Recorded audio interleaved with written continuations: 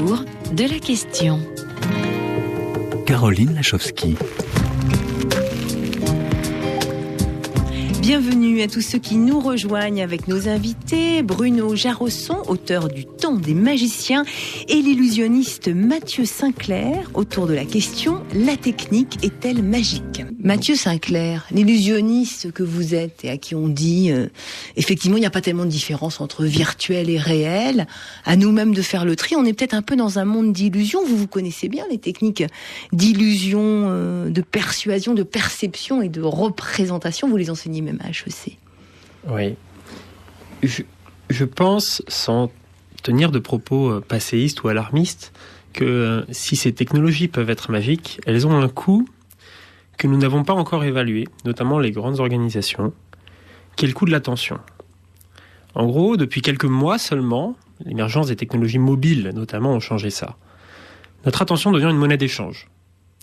Et ça pose une question très intéressante. Il faut capter absolument notre attention. Si je ne vous intéresse pas, Caroline, au bout de 20 secondes, vous faites vos mails.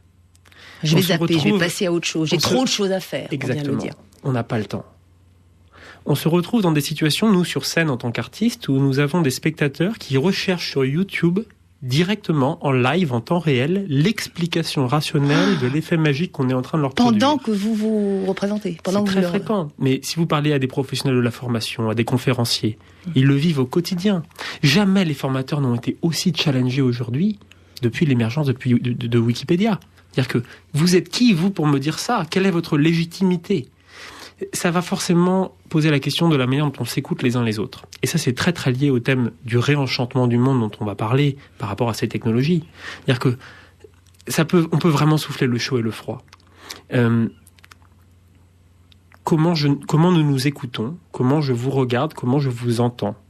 Ces écarts de perception sont réels, mais si je mets au cœur de ma manière d'être ma capacité à être avec vous au moment où je suis avec vous, dans l'instantanéité, dans le temps ressenti dont on parlait avec Bruno tout à l'heure, je vais faire une différence. Pourquoi ? Parce que notamment avec cette jeune génération qui switch très naturellement, c'est comme le disait Bruno, c'est dans ses gènes. Si je prends le temps de l'écoute, tout à coup je surprends, je crée de la surprise.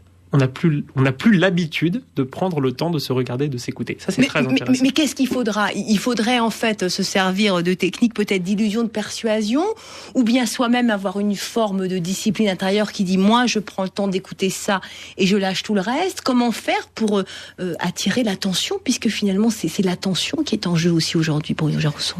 Oui, alors je pense là, on est en train d'évoquer un sujet qui est très lié à la technique, qui est celui de l'écologie du temps.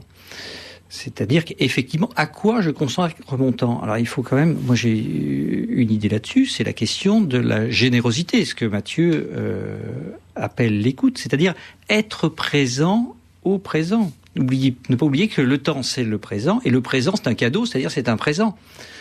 Faire attention à l'autre dans la situation, ça, c'est tout autre chose. Et comme le dit Mathieu, cela surprend. Donc, l'écologie du temps, c'est faire du présent un présent.